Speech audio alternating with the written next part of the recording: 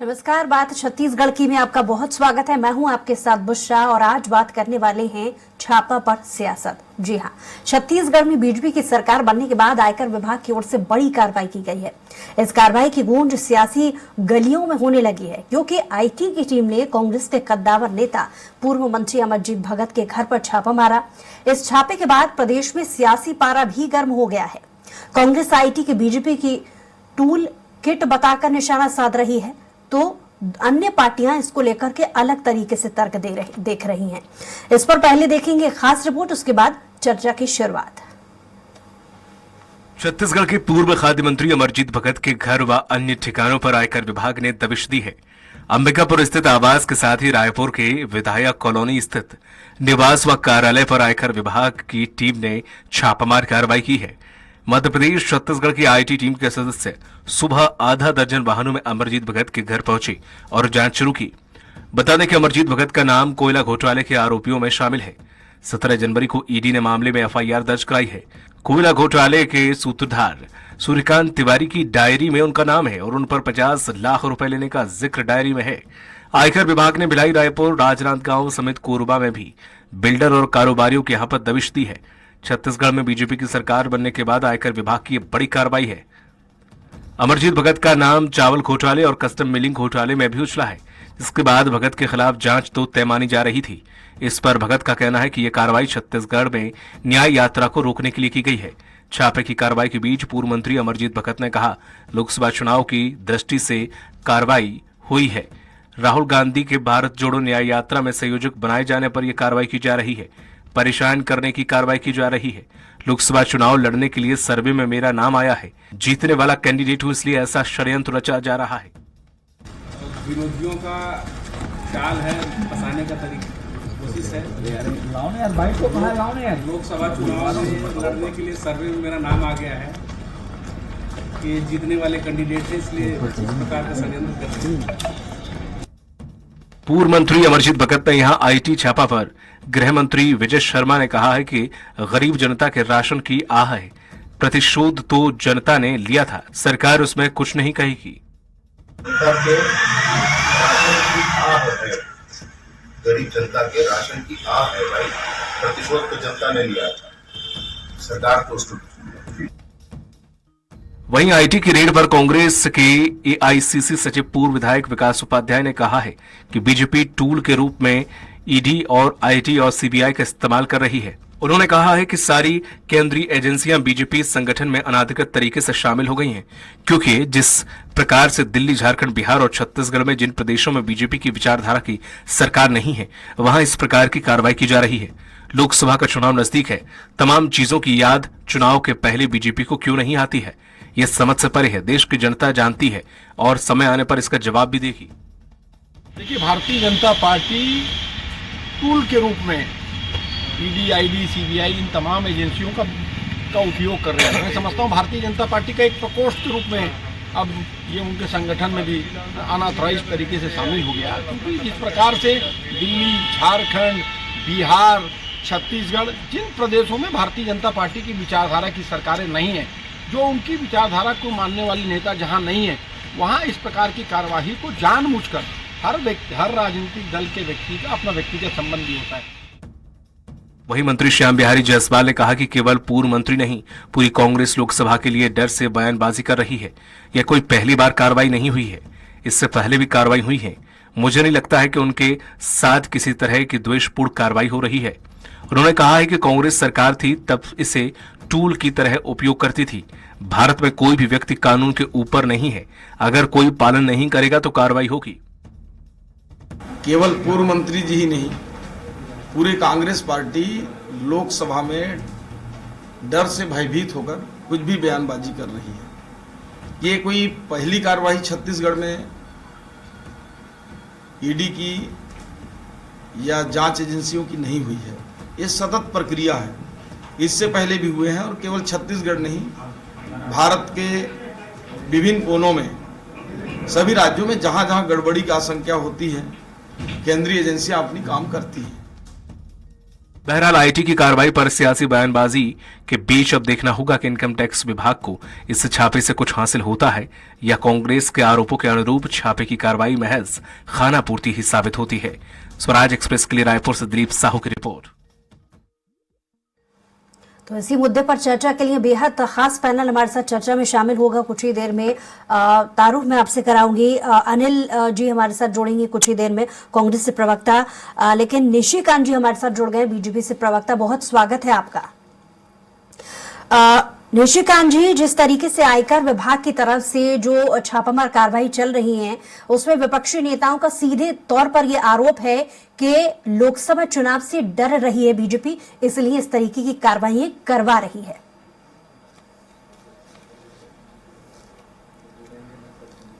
दूसरा जी, देखिए सबसे महत्वपूर्ण बात क्या है कि जब ईडी की छापेमारी पहले आज से 2 वर्ष पहले प्रारंभ हुई थी, उस समय राहुल गांधी की भारत जोड़ो यात्रा चल रही थी। उस समय इन्होंने कहा कि भारत जोड़ो यात्रा से डर गई भाजपा, इसलिए ईडी का छापा हुआ। प्रदेश में राष्ट्रीय कांग्रेस का अधिवेशन हुआ छत्तीसगढ़ में, उस समय जब ईडी की कार्रवाई हुई तो बोले कि प्रदेश अधिवेशन से भाजपा डर गई। कर्नाटक चुनाव आया तो कर्नाटक चुनाव में भाजपा डर गई, इस कारण से ईडी की कार्रवाई हुई। तो ये तमाम चीजें जो कांग्रेस पार्टी बोल रही है, पहले वो तय कर ले कि किस कारण से भाजपा डर रही है। देखिए, आपको बात एकदम बिल्कुल स्पष्ट रूप से समझना होगा कि न्यायालय में मामला है, सबूत 11,000 पन्नों के चार्जशीट जमा हैं, लोग जेल में हैं, किसी को बेल नहीं मिल रहा है और माफियागिरी की सरकार के दर्जनों किरदार हैं। कितने जेल में हैं और कितने हैं फरार।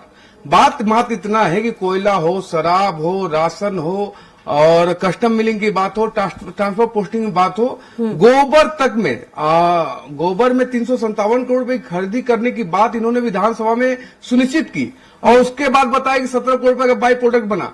बाकी का 339 करोड़ का गोबर कहां गया, अगर ये इनसे पूछते हैं तो ये जवाब नहीं देते हैं, गोलमोल करते हैं। तो मात्र विषय इतना है कि सिंडिकेट बनाकर प्रदेश की जनता के हक को लूटने वाले लोग आज आरोप प्रत्यारोप कर रहे हैं। तो इनसे मात्र एक सवाल हमारा है कि क्या न्यायालय भी बायस है जो इनको बेल नहीं दे रहा है। बात इतनी है कि 500 करोड़ से ऊपर की संपत्ति अटैच की गई है, कितने करोड़ों रुपए मिले हैं, अरबों खरबों रुपए का ट्रांजैक्शन आपको मिला हुआ है। झारखंड में ही 361 करोड़ रुपए का नगद मिला है इंडी गठबंधन से। लगातार छापेमारी की कार्रवाई हो रही है। प्रदेश की जनता त्राहिमाम जब कर रही थी तो इनके बड़े बड़े मंत्री हालांकि सवाल उठाया जा रहा है कि आखिर और नेताओं के नाम क्यों नहीं सामने आ रहा है, बीजेपी के नेताओं के नाम क्यों नहीं सामने आ रहा है? क्योंकि अमरजीत भगत का नाम कोयला घोटाले के आरोपियों में शामिल था, जिसमें 50 लाख रुपए लेने का जिक्र डायरी में था, लेकिन कांग्रेस का यह कहना है कि डायरी में और लोगों के नाम भी शामिल थे, उसका जिक्र बीजेपी क्यों नहीं करती?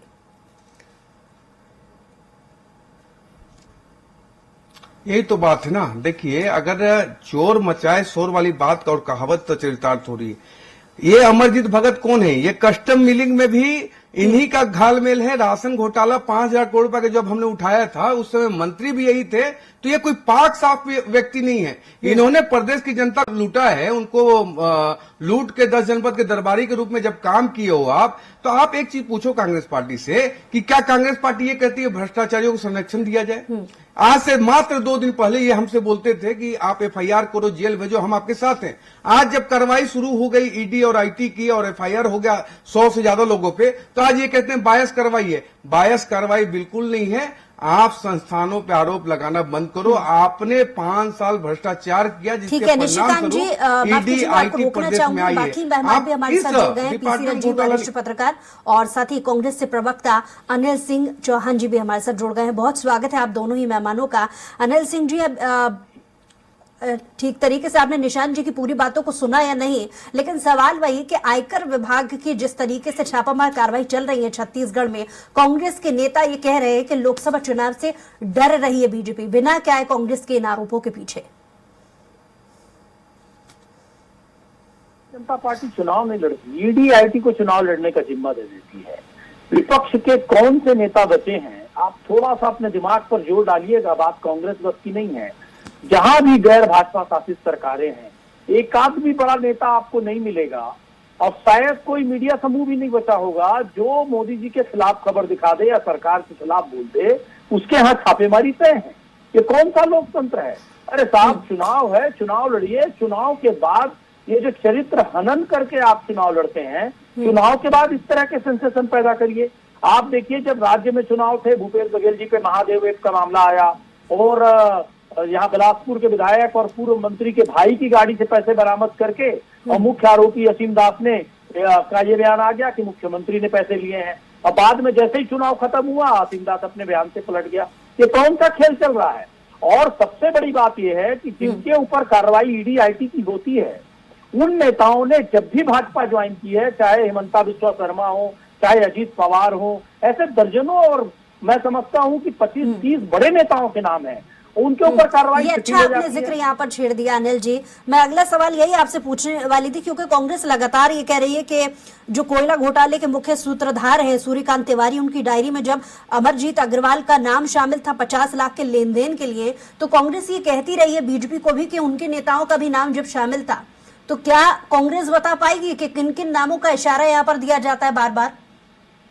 देखिए, हमें कोई नाम नहीं लेना है, लेकिन आप 5 साल पहले की पिक्चर में चले जाइए। कांग्रेस ये दावा यही करती है सूर्यकांत कि उन्हें तिवारी, मालूम है कि बीजेपी के कौन कौन से नेता है, तो क्या आप बता पाएंगे? निश्चित रूप से मैं आपको बता रहा हूँ, ये सूर्यकांत तिवारी रमन सिंह जी के साथ सुबह शाम दिखते थे, कई लोग उनको सुपर सीएम कहते थे।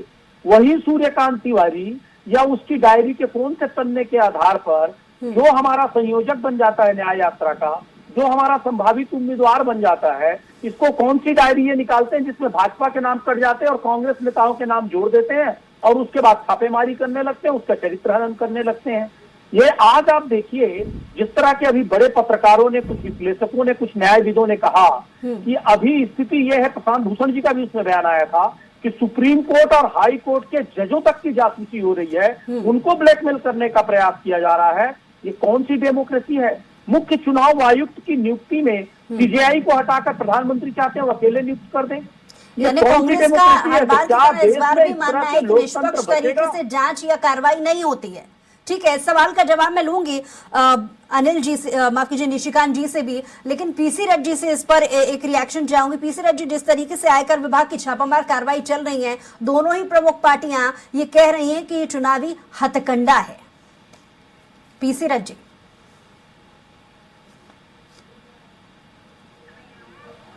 चलिए पीसी रथ जी से दोबारा संपर्क करने की हम कोशिश करेंगे। निशिकांत जी, अनिल जी की बातों का जवाब दीजिएगा। कह रहे हैं कि एक बार फिर से वही फॉर्मूला बीजेपी अपना रही है। जी,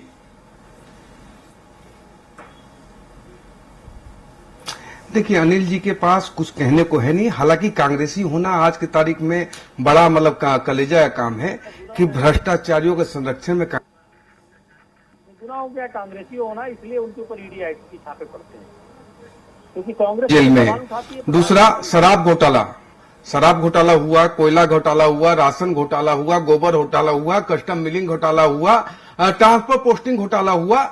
यहां तक कि गोबर खाने वाले कांग्रेसी आज हमसे ये पूछ रहे हैं कि ये बायस है। अगर बुसरा जी, अगर ये जरा सा भी बायस होता नहीं है तो ये कांग्रेस पार्टी अभी न्यायालय में खड़ी होकर न्याय ले आती। ये बायस नहीं है, इसलिए ये लोग न्यायालय में जाके कदम नहीं रख रहे हैं। नहीं तो ये वो व्यक्ति है कांग्रेस पार्टी जो प्रभु श्री राम से अपने जमीन का कागज दिखलवा दे, तो ये लोग जो जेल में बैठे हुए हैं और जो आरोपी बने हुए हैं उनका कागज लाने में इनको कितना समय लगता। वस्तुतः स्थिति ये है कि कांग्रेस पैर से लेके सर तक दलदल में जमी हुई है भ्रष्टाचार के।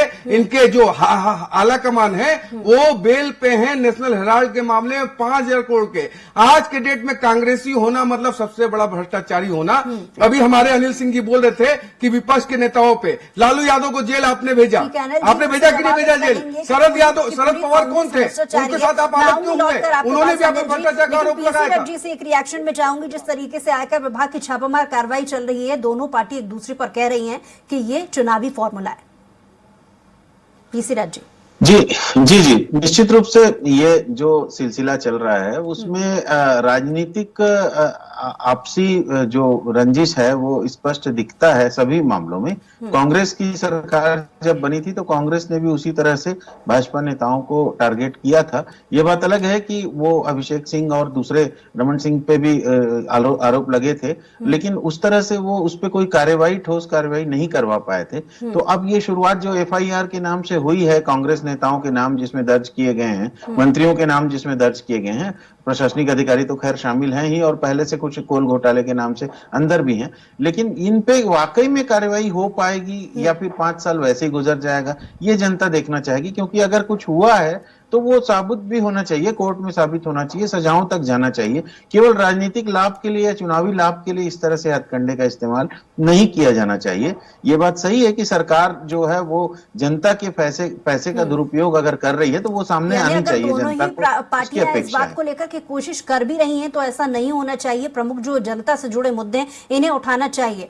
वापस अनिल जी आपके पास ही आऊंगी। जैसा कि कुछ देर पहले कह रहे थे निशिकांत जी कि पूरी की पूरी कांग्रेस भ्रष्टाचारी है। इसमें एक बात और मैं जोड़ना चाहूंगी। मंत्री श्याम बिहारी जायसवाल अपनी पार्टी की तरफ से कहते हैं कि डर से बयानबाजी कर रही है क्योंकि लोकसभा चुनाव नजदीक है, यानी कि वही फॉर्मूला एक बार फिर से कांग्रेस पर छोड़ा जा रहा है कि कांग्रेस इसे टूल बनाती है। दूसरा जी, एक बात अभी निशिकांत पांडे जी कह रहे थे कि अदालतों में क्यों नहीं जाते। निशिकांत पांडे जी वो व्यवस्था बता दें, वो अनुच्छेद बता दें, वो व्यवस्था बता दें जिसमें प्रक्रिया को रोका जा सकता है, केंद्रीय एजेंसियों के या जांच एजेंसियों के या पुलिस के। अगर यहाँ सरकार है और रमन सिंह जी को चीट फंड कंपनियों को प्रमोट करने के लिए जेल में डाल दिया जाता या उनके परिवार को, या इनके लगभग सारे मंत्री जाते थे चीट फंड कंपनियों में जिनके 500 से ज्यादा डायरेक्टर जेल में थे। अभी बहुत वरिष्ठ हमारे पत्रकार पीसी रथ जी कह रहे थे कि कांग्रेस इस फार्मूले से चल रही थी। मैं उनसे पूछना चाहता हूं या किसी कानूनविद से आप सलाह ले लीजिए कि क्या इस बेस पर उन कंपनियों को प्रमोट किया गया जो कंपनियां चीटिंग की, क्या उन पर एफआईआर नहीं हो सकती थी? लेकिन कांग्रेस ने बदले की राजनीति नहीं की।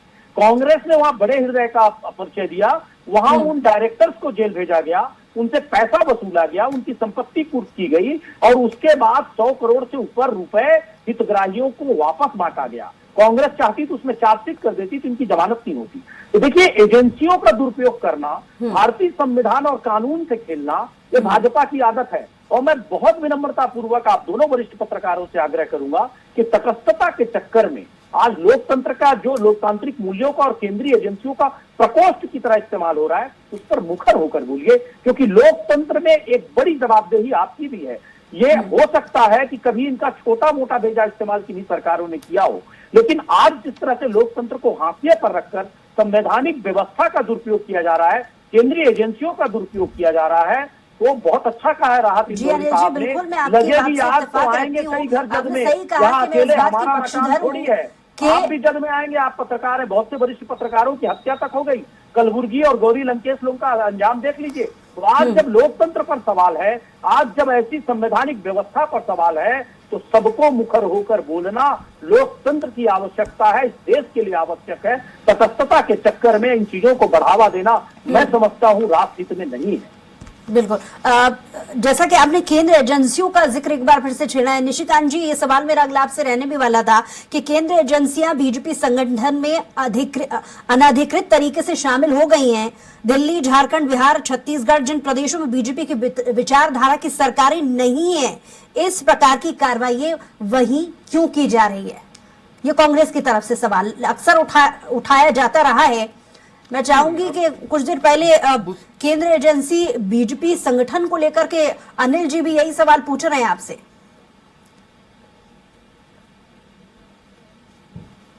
देखिए, कांग्रेस पार्टी की मंशा स्पष्ट है कि भ्रष्टाचारियों को संरक्षण देना है। आप जितने जांच एजेंसी हैं या जितने जैसे न्यायपालिका है या ईवीएम पे सवाल उठाते हैं या चुनाव आयोग पे सवाल उठाते हैं, उठाना चाहिए। आपके पास कार्रवाई नहीं होती। 50,000 और 2 लाख रुपए के लिए ठीक है, जवाब ले लेते हैं निशिकांत कौन से मानक है?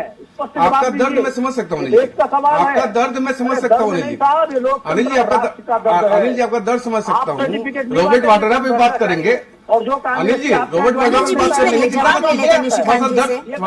आपका दर्द समझ सकता हूँ। सरकार चली गई है, लोग जेल में कर रहे थे। अनिल जी, लौट रही हूँ आपके पास। हाँ, वही मानक है जो रॉबर्ट वाड्रा वाला मानक है। रॉबर्ट वाड्रा वाला, सुनो तो मेरी बात क्या है। देखिए, भ्रष्टाचार के अखंड में डूबी हुई है कांग्रेस पार्टी आज लोकतंत्र की बात कर रही है। इन्होंने कहा कि 2 पत्रकारों की हत्या हो गई, देश में 3 प्रधानमंत्री की हत्या हो गई। उस समय लोकतंत्र की चिंता नहीं थी आपको, 2 पत्रकार की हत्या पे आज हाय तो मचा रहे हैं। देश का 3 प्रधानमंत्री की हत्या हो गई थी, लेकिन भ्रष्टाचार के मामले में कांग्रेस पार्टी आज से दोषी नहीं है। नेशनल हेराल्ड में 5,000 करोड़ के मामले में माँ बेटे बेल पे है, लेकिन कांग्रेस पार्टी को आज भी बायस नहीं दिख रहा है। क्या है रखेंगे कौन दूसरा जी इनको थोड़ा शांत की ओर देश को आप ले जा रहे हैं। ठीक है अनिल जी आ रही हूँ, वापस आ रही हूँ आपके पास। निशिकांत जी का जवाब पूरा होने दीजिए, फिर लौट रही हूँ। अनिल जी मैं आपका दर्द सवाल अनिल जी बीच में नहीं आ रही, लौट के आपके पास। निशिकांत जी बात पूरी कीजिए। अनिल जी आप ऐसे तो नहीं थे, लेकिन तब भी आपका दर्द समझ सकता हूं। लेकिन विषय मात्र इतना ही है कि भ्रष्टाचार के आखंड में डूबी हुई कांग्रेस पार्टी और भूपेश बघेल जी स्वयं 10 जनपद के एटीएम के रूप में काम कर रहे थे। इतना बड़ा सिंडिकेट शराब घोटाले में खुला, इतना बड़ा सिंडिकेट 25 रुपए टन का मामला कोयला में खुला, इतना बड़ा सिंडिकेट गोबर में खुला, यहां तक कि कस्टम मिलिंग में भी हजारों करोड़ रुपए का इन्होंने बंदरबाट किया। उसी बंदरबाट के कारण प्रदेश की जनता ने इनको उखाड़ के फेंक दिया। लेकिन आज अनिल सिंह चौहान स्वीकृति नहीं दे रहे हैं, लेकिन इनके सारे अधिकारी जेल में हैं और बाकी सब पे कार्रवाई चल रही है। और हमने जनता से वादा किया था एक एक पाई का हिसाब लिया जाएगा, तो ये हिसाब लिया जा रहा है। अगर आपको बिल बिलाना है बिल बिलाइए अनिल सिंह जी, लेकिन कार्रवाई की जाएगी। एक एक अपराधियों पे कार्रवाई होनी चाहिए। समय की प्रदेश की जनता का हक का पैसा था जो आपने लूट के दर्जन पर पेशीरथ जी को आप भी भेज के देख लीजिए। ये सवाल उठाया जाना कितना सही है कि तमाम चीजों की याद चुनाव के पहले ही बीजेपी या फिर कांग्रेस को क्यों आ जाती है ईडी और आईटी पर सवाल उठाने को लेकर? जी ये बात तो सही है कि देश में पिछले कुछ समय से संवैधानिक संस्थाओं का दुरुपयोग किए जाने की स्थितियां लगातार बढ़ी हैं और चुनावी फायदे के लिए इस तरह से ये चीजें हो रही हैं, ये दुखद है। लेकिन ये भी सही है कि ये नूरा कुश्ती की तरह होकर के ना रह जाए। अगर आरोप लगे हैं, अगर उस तरह से केस दर्ज होते हैं तो उसे सही जांच के बाद परिणाम तक पहुंचाया जाए। ऐसा नहीं कि सिर्फ चुनावी फायदे के बाद दोनों पार्टियां आपस में मिल करके साठगांठ कर लें और जनता को जो है बेवकूफ बना दिया जाए। जनता सच जानना चाहती है, जनता हमेशा से जानना चाहती है कि जनता के धन का दुरुपयोग तो नहीं कर रहा है, चाहे वो कांग्रेस हो चाहे बीजेपी हो। ऐसा ना हो कि वॉशिंग मशीन की तरह एक पार्टी से दूसरी पार्टी में कूदने के बाद लोग जो है वो पूरी तरह से ईमानदार घोषित हो जाएं। हमारे सामने अजीत पवार का भी एग्जाम्पल है, हमारे सामने सिंधिया का भी एग्जाम्पल है। तो इसलिए जनता हमेशा ये चाहेगी कि सही तरीके से जांच हो और सही तरीके से न्यायालय के फैसले का सम्मान किया जाए, न्यायालय तक के चीजें पहुंचे।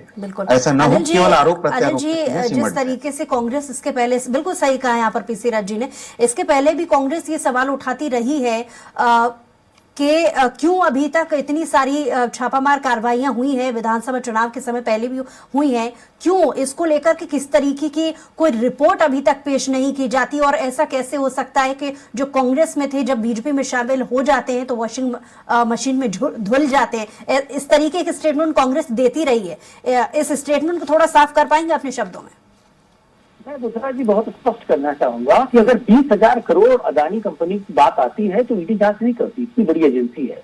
और संजय राउत के भाई के लिए 50,000 और 1 लाख के लिए ईडी चली जाती है, और वो भी वैलिड पैसे के लिए चली जाती है।